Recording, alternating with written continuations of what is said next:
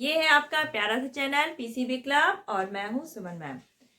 आपने कभी ना कभी ये ट्राई जरूर किया होगा। आप किसी बड़े से हॉल में हैं और आप आवाज करते हैं। ज़्यादातर हम लोग अपने ही नाम को रिकॉल करते हैं और क्या होता है, हमें थोड़ी देर बाद ऐसा लगता है ऐसा हमारा नाम कोई बुला रहा है, मतलब खुद उसको रिपीट कर रहा है। और तो इस जो रिपीटेशन होता है आवाज का, या कोई भी हम साउंड करते हैं, खाली कमरा है, बड़ा सा हॉल है, तो हमें दोबारा वही आवाज सुनाई देती है। एक तो खुद की सुनाई देती है और दूसरा हमें रिफ्लेक्ट होकर जो साउंड की आवाज सुनाई देती है, तो उसको हम लोग कहते हैं इको। हिंदी में हम लोग क्या कहते हैं, गूंज। जैसे नहीं आवाज गूंज रही है, ये बोलते हैं ना। और या फिर प्रतिध्वनि, यानी कि आपकी जो ध्वनि है उसकी प्रतिध्वनि, यानी दोबारा उसका रिपीट होना। तो हमारा इको क्या कहलाता है, जो हमारी रिपीटेशन होती है साउंड की। अब साउंड का रिपीटेशन क्यों होता है, क्योंकि हमारी साउंड क्या होती है, रिफ्लेक्ट होके आती है किसी सरफेस से, और इस रिपीटेशन ऑफ साउंड को हम लोग बोलते हैं इको। यानी कि अगर हम हेलो बोलेंगे तो हमें थोड़ी देर बाद क्या होगा, एक और हेलो सुनाई देता है जो कि हम नहीं बोल रहे होते हैं, जो कि हमारी साउंड रिफ्लेक्ट होके हमें सुनाई देती है। तो इस रिपीटेशन ऑफ साउंड को हम लोग क्या बोलते हैं, इको। तो अगर आप ये जानते हैं कि जो हमारी साउंड की स्पीड है 20 डिग्री सेल्सियस पे, स्पीड कितनी है आपकी, साउंड की स्पीड कितनी है 20 डिग्री सेल्सियस पे, स्पीड है इसकी 344 मीटर पर सेकेंड।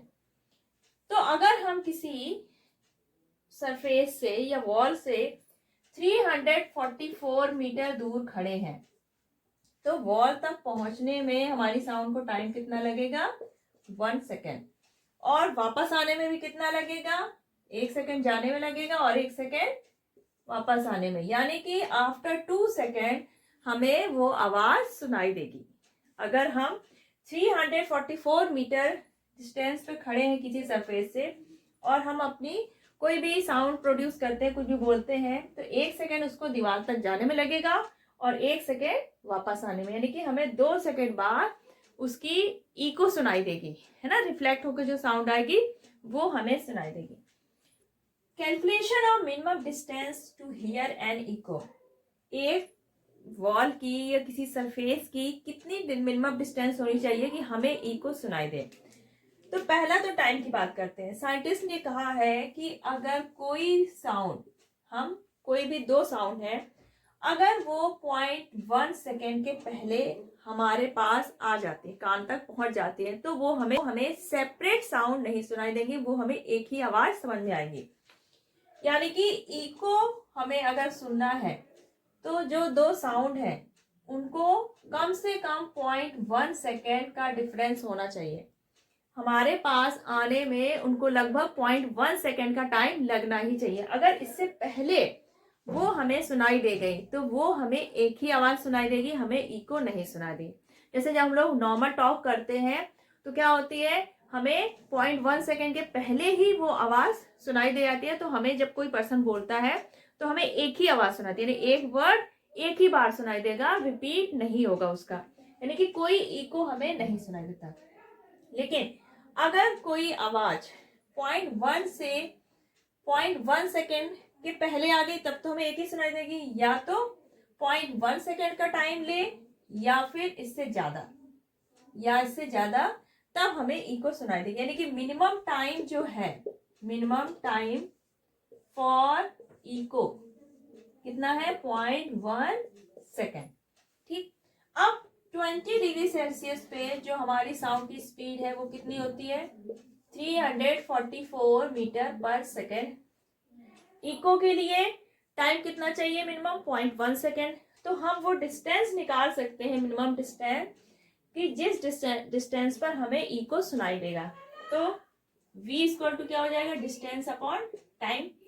आपको स्पीड दी है 344, डिस्टेंस निकालनी है, टाइम आपका हो गया 0.1, तो d इक्वल टू क्या हो जाएगा, 34.4 मीटर।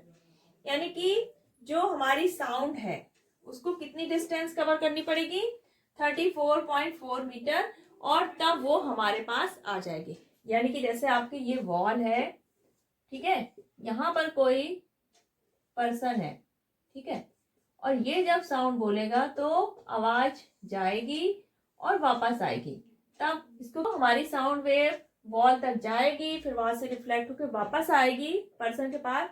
तो वो कितने डिस्टेंस कवर करगी? 34.4 मीटर। यानी कि x अगर मान ली जा रही है और x वापस आ रही है, तो x प्लस x ये होगी 34.4 मीटर। अब ये 0.1 सेकेंड में कितनी डिस्टेंस कवर कर रही है? टोटल 34.4।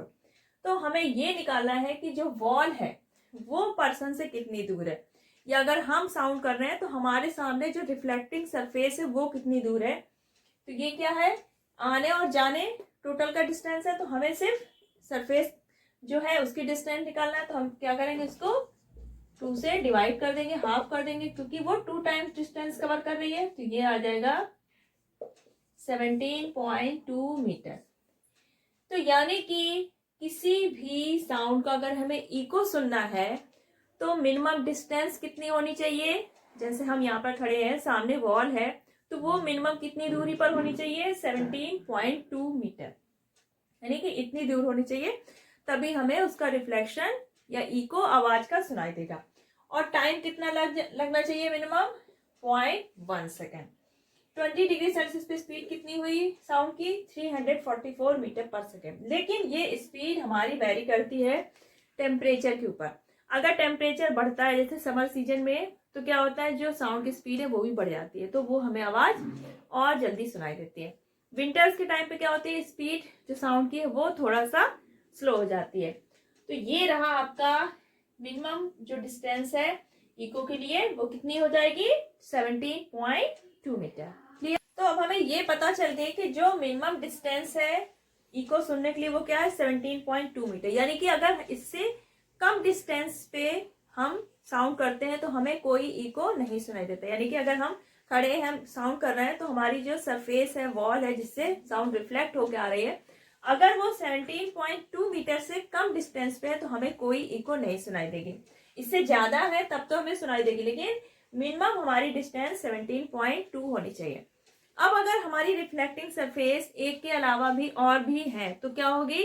हमें मल्टीपल इको सुनाई देंगी, क्योंकि बहुत सारे सरफेसेस होंगे, बहुत सारे रिफ्लेक्शन होके, तो कई हमें इको एक साथ सुनाई देते। जैसे आपने देखा होगा जब रेनी सीजन में जो हमारी क्लाउड्स और वो जब लाइटनिंग होती है, बिजली कड़कती है, तो क्या होती है? हमें उसकी काफी देर तक वो गरजने की आवाज सुनाई देती है। तो ऐसा क्या होता है कि बहुत सारे क्लाउड्स होते हैं, तो वो जो साउंड है वो बार बार रिफ्लेक्ट होके कई बार इकोस के प्रोड्यूस होते हैं और हमें काफी देर तक उसके इकोस सुनाई देते हैं।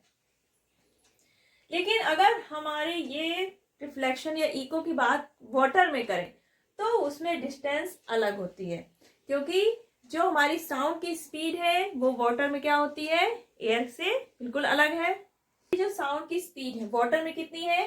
1500 मीटर पर सेकेंड। और जो टाइम है इको को हमें सुनने के लिए कितना चाहिए? Minimum 0.1 second.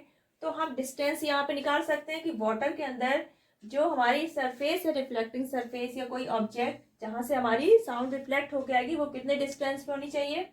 तो डिस्टेंस इक्वल टू क्या हो जाएगा? v इंटू टी, 1500 मल्टीप्लाइड 0.1, ये आएगा आपका 150 मीटर। यानी कि 150 मीटर डिस्टेंस ट्रेवल करी जाएगी हमारी साउंड के थ्रू जाने में और रिफ्लेक्ट होके वापस आने में। तो उस सरफेस की डिस्टेंस कितनी हो जाएगी? क्योंकि हमारी साउंड क्या होगी? 2 टाइम्स डिस्टेंस कवर करने के बाद ही हमारे पास आएगी, पहले जाएगी फिर वापस आएगी। तो उस रिफ्लेक्टिंग सरफेस की डिस्टेंस क्या हो जाएगी? इसकी जस्ट हाफ, 150/2, यानी कि 75 मीटर। अब जो हमारा इको है इसका यूज क्या है, एप्लीकेशन क्या है? आपने एप्लीकेशन ऑफ इको, जो हम इको नॉर्मल जो हम लोग गेम में करते हैं, खेल खेल में करते हैं, इसके कुछ एप्लीकेशन भी है हमारी लाइफ में। तो जब हम इको का यूज करते हैं किसी चीज के लिए, तो वहां पे नॉर्मल साउंड वेव की जगह हम लोग क्या यूज करते हैं? हाई फ्रिक्वेंसी वेव यूज करते हैं, दैट और अल्ट्रासोनिक वेव्स या फिर अल्ट्रासाउंड कह सकते हैं। तो इस वेव का यूज करके इको के थ्रू हम लोग क्या पता करते हैं? डेप्थ ऑफ द सी या ओशन की कितनी डेप्थ है उसकी। Locate under water objects, water के अंदर, सी के अंदर जो ऑब्जेक्ट है, जैसे आपके शोल्स ऑफ फिश हो गए, शिप रैक्स हो गए, सब मैराइन सी रॉक्स हो गई, and hidden icebergs in the sea. इन सब चीजों का पता करने के लिए हम ये इको का यूज करते हैं। To investigate inside the human body. आपने देखा होगा अल्ट्रासाउंड वगैरह कराने हम लोग जाते हैं, तो अल्ट्रासाउंड भी क्या है एक तरह से, इसमें अल्ट्रासाउंड वेव्स जो है वो हमारे बॉडी के अंदर जाती है और बॉडी ऑर्गन से रिफ्लेक्ट होकर उसके एक इमेज बनाती है, जो कि डॉक्टर्स हमें उसमें दे देते हैं अल्ट्रासाउंड रिपोर्ट में।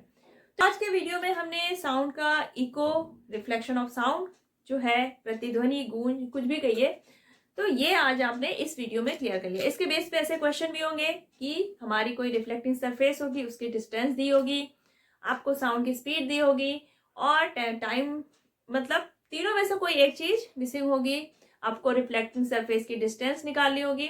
तो जब भी आप टाइम निकालिएगा, तो अगर हमें टोटल डिस्टेंस दी है, यानी कि सरफेस तक साउंड को जाने में और वापस आने में, तो अगर सरफेस की डिस्टेंस पूछे तो उसका जस्ट हाफ करना है। टाइम अगर पूछे तो जितने टाइम में साउंड हमारी सरफेस तक जाएगी उतने टाइम में वापस आएगी, यानी कि हमें जो सुनाई देगी आवाज वो उसका जस्ट डबल होगा। तो इसके बेस पे न्यूमेरिकल्स आप करिएगा। अगर कुछ प्रॉब्लम होती है तो कमेंट सेक्शन में टाइप करिएगा। तो आज का वीडियो अगर आपके लिए फ्रूटफुल रहा है तो इस चैनल को सब्सक्राइब जरूर कर लीजिएगा और नेक्स्ट वीडियो देखना बिल्कुल मत भूलिएगा, क्योंकि अभी आपका ये चैप्टर बाकी है और नेक्स्ट वीडियो में इसको आगे की तरफ बढ़ेंगे। तो चलिए फिर मिलते हैं नेक्स्ट वीडियो में, तब तक अपना ख्याल रखिएगा। Bye bye.